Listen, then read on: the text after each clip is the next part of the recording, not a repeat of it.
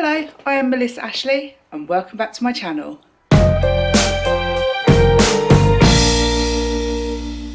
Today we are taking a little day trip, so we are heading to Stonehenge. I've never been there before, always wanted to go. Scott and I had some time off from work, so we're heading there today, so I'm going to bring you along. We headed down to Andover last night, so we're about 20 miles away from Stonehenge now. So we're at our hotel. We're just going to head off for some breakfast and then I'll catch up with you afterwards. We've arrived at Stonehenge Visitor Centre. It's just starting to rain. You have to pre-book online, that's really important. There's lots of disabled parking spaces here and we're going to head to there, which is the visitor centre, to check in. I've got the booking form on my phone and there are people at the gates up there making sure that you have pre-booked. So let's see how accessible Stonehenge is going to be.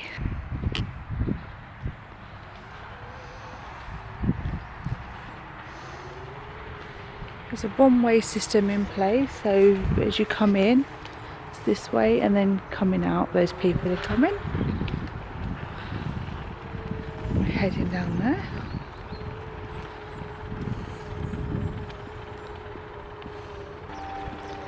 There's a place to sanitise your hands just here, but we've just done that in the car. And then admissions.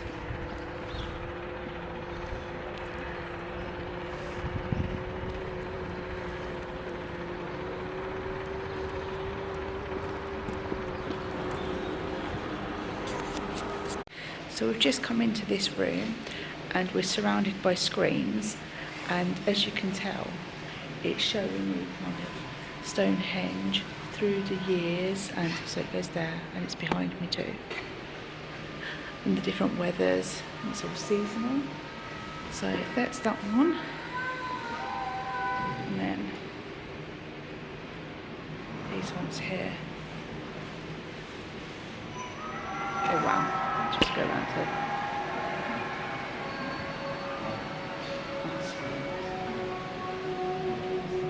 smart. So we're just coming into the museum. This is absolutely 100% accessible. There's plenty of room in here and it's all flat flooring so far. So before the weather gets so worse, we're gonna head up to Stonehenge and then come back and have a look at the museum. So we've come out of the museum and said turn left to get the buses, and there's a couple up there already. Or there is a walk to Stonehenge, which it's a 2.2 mile circular walk, it says online, but again, just want to reiterate, it's not accessible.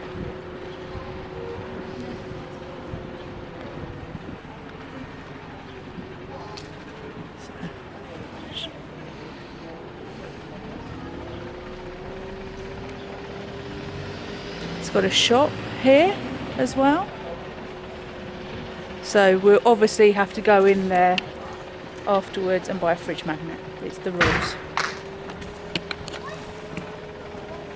Hi there. Hiya. Welcome to Stonehenge. Thank you. Have you got your ticket? No, I can He's see them got in your them. hand. Right.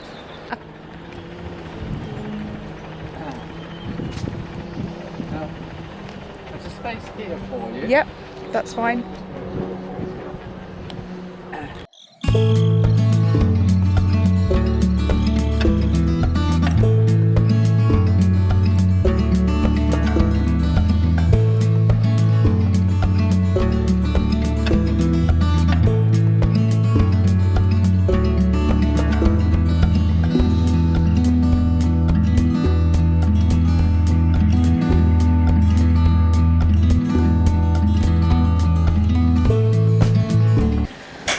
So we've got on the bus and there's room for my scooter or a big wheelchair. It's completely accessible. Now we're heading up to Stonehenge with the masked man. On the way, you'll be able to spot some of the other prehistoric sites that make up a complex of monuments surrounding Stonehenge. If you wish, we hope you enjoy your visit. We've been on this bus about 2 or 3 minutes and we're we're now just reaching the stones, but before I point that out, I just want to show you on this bus. So obviously I've shown my scooters in this very wide gap here, that's possibly about 2.5–3 metres wide length, and then there's another space there. There's a lot of priority seating here, so whatever kind of like wheelchair or scooter, you're going to get it on here, not a problem. And we've arrived at the car park, and just peeking over there,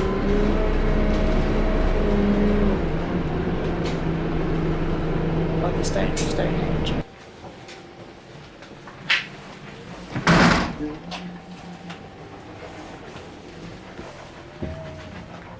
Thank you very much.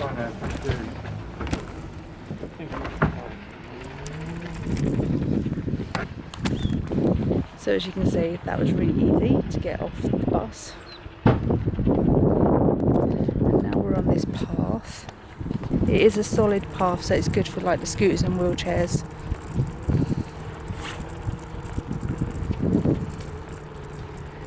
Little information points are here. So about the landscape here. Those mounds there are burial mounds. So I noticed over there, that must be some sort of like caravan ground. There's a couple of campers all parked up, and literally the stones are there, so that would be quite cool. If you're a member of English Heritage, which is £49 for a year, that would include coming here, and also that would have included Tynemouth Priory, which we visited up in North Shields.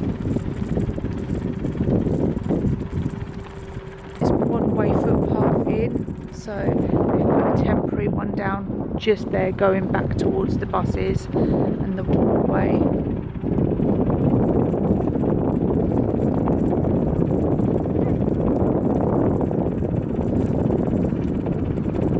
So we're going to go onto this path here.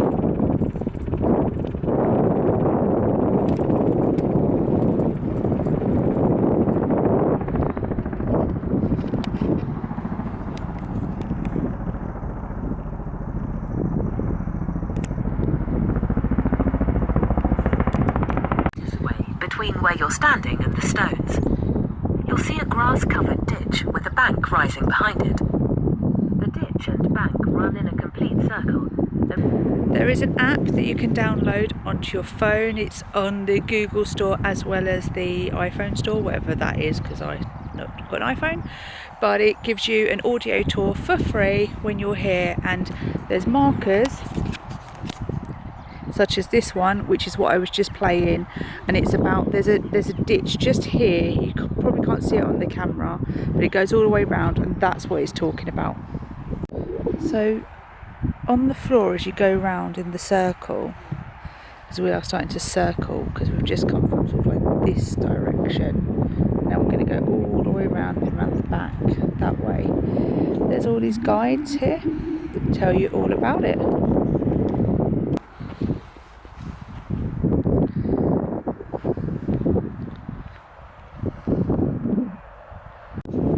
So we've just came off the track now, we've got to go onto this grass. So this is a little bit wobbly. So it's not necessarily going to be the greatest for access, especially if it's been raining and stuff, and your wheels are going to sink into this. As you can probably tell, I'm wobbling around. But now, we're at this side, the stones. This part is really not as smooth or anything with regards to accessibility. I think you'd be okay when it's been sunny and this ground is hard to come across, because the grass is short, but we've had a bit of rain here lately, and as you can probably hear, my scooter is pushing to get through it. Now I'm just going to stop because there's a number 5 here and Number 5 is here. Look over to your right.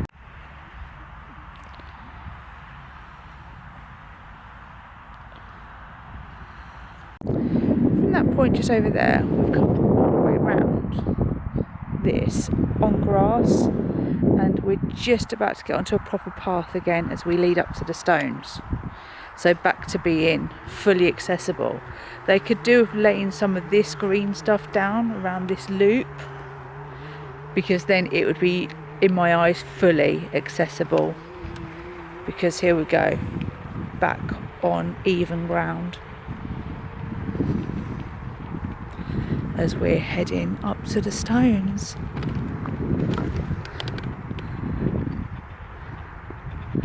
I've always wanted to come here. I've had friends who've come here, and I remember listening to stories about the Druids and stuff, and it's just one of those bucket list places I always wanted to come to in the UK, and now we are here. Now we can't cross this barrier, however you can book VIP experiences where you actually go into the circle and touch the stones, and that's after visiting hours.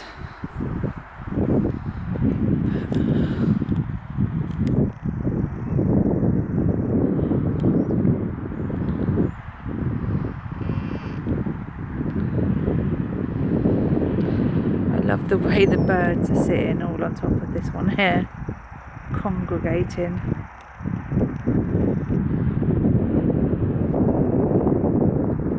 They're like, who are you lot?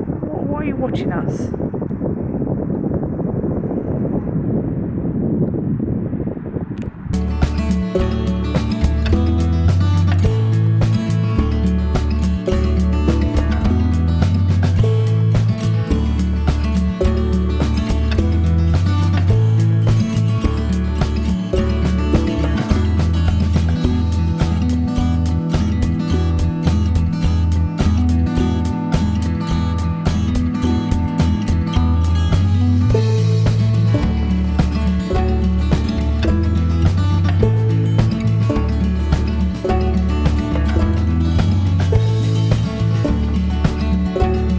So we've completed the circle now. We've been all around the outside of the stones to see them, and now this path is going to bend off and go back towards the buses. So as I said, like at that point kind of over here, that's where it kind of become grassy. It's come all the way around, and we came all around the outside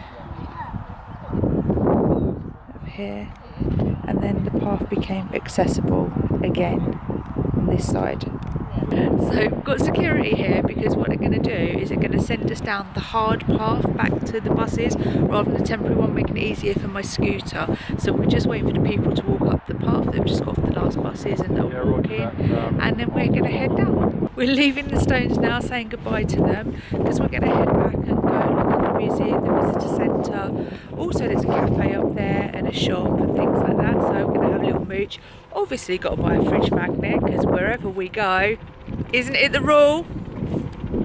Is it? Is it? Yeah, it's the rule. We buy a fridge magnet wherever we go, so that's the plan.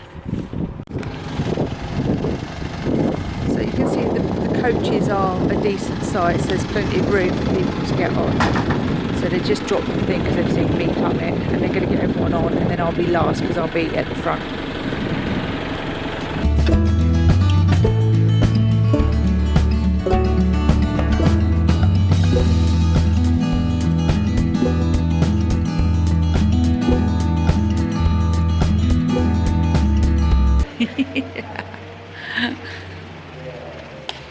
The round room.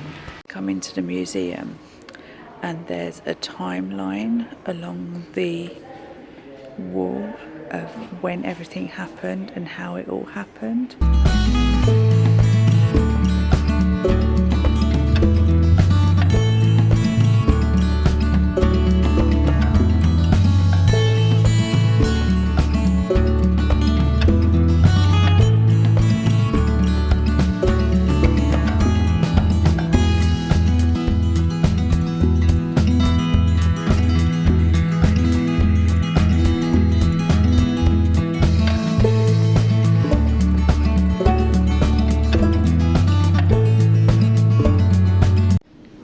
just come into this area here, and it has all these photographs of people they've provided themselves at Stonehenge, and then throughout the years. Right up to the noughties. So we're going to have a little look at these. As you come outside of the museum, there's a stone here, and they show you how they're going to think they would move them, and then an example of the houses that we're going to have a little look round.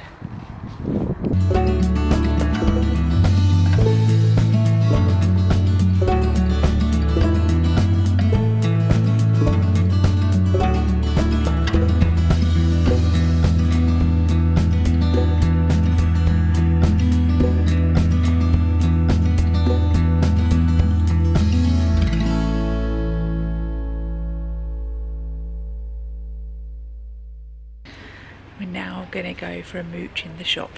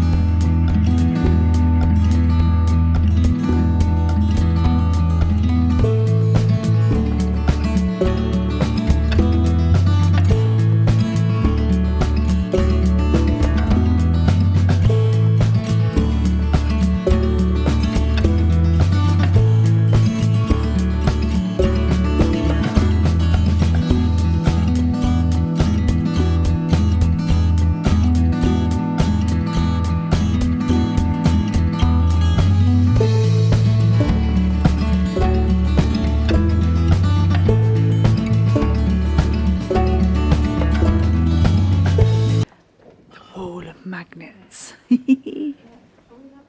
Which one are we going to have? I'm into the disabled toilets, and it's a touch to open and lock, and it says they're cleaned very regularly. We have the drop down bar and bar there, and a sink. The sink's not too much on top of your knees by the toilet, and then there's hand towels as well, and a little bin here.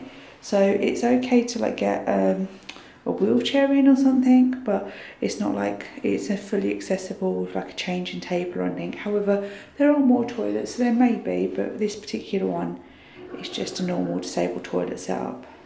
They do have a second disabled toilet here, and this indicates that they do have like a hoist. So it is a radar key toilet, so I'm just going to use my radar key so we can have a little look. Here we go. Oh, how amazing. It's a fully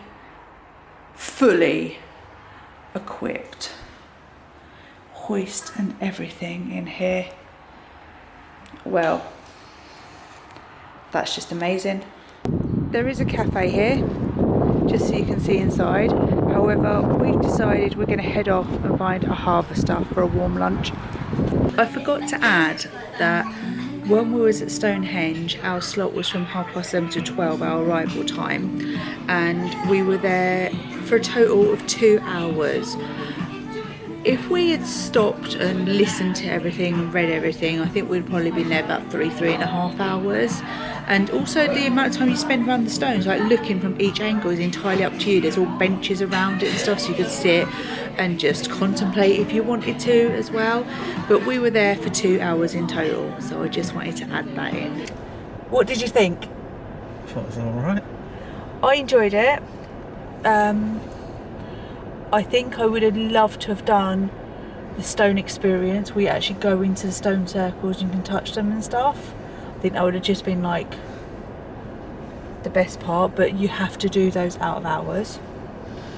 Accessibility wise, around the visitor centre, can't fault it. Getting on and off the buses, can't fault it. Literally, there is one small cross section of the loop that you have to do going around that is not like it's just on the grass. So if it's been raining and stuff, you can have problems with your tyres going into the grass and things. I think they need to carry on putting a temporary path on it. I've just shown you the disabled toilets. I went into one toilet and it was a normal disabled toilet. They had one next door to it. I checked, it had a full bed, a hoist and everything. So it's fully accessible with those kind of facilities. So I'm glad we came. It was one of my bucket list things. I always, oh, let me take my hat off. Always wanted to come here and I'm glad I've done it. Bought a fridge magnet, obviously. And we're gonna head off now to our harvester because Scott tells me there's one 10 minutes away, and got to clean my glasses before I drive there because I've got rain all over it, because the rain is starting to come down really heavy now. So if you do come here, you can choose to go straight up to the monument. You can walk it as well. It's 2 miles in total there and back, or you can do all like just the tiny museum first of all and things like that and then head up. I said to Scott earlier it looked like it was only sort of spitting with rain, so I was like, should we go up now and then come back and do it, because if it starts pouring with rain. And that's exactly what's happened. As we've got back, when we were just looking at the outdoor hut things and as we were going to shop, it started to rain. But that's it for my vlog for going to Stonehenge and how accessible it is. As I say, 90% accessible with that just tiny part of the stone circle that if the weather has been raining and the ground is soggy, you might have a few issues. However, staff even sort of took me off temporary paths and made me go back onto the hardcore paths for my scooter. They like radioed across security to let us go down because they've got a one-way system in place at the moment. They couldn't be any more helpful, like with the buses and things like that. So yeah, massive thumbs up to the staff here at Stonehenge and the accessibility. So I hope you enjoyed this vlog. Give it a thumbs up, hit the subscribe button, couldn't remember what it was called then, and I'll see you next time. Bye bye.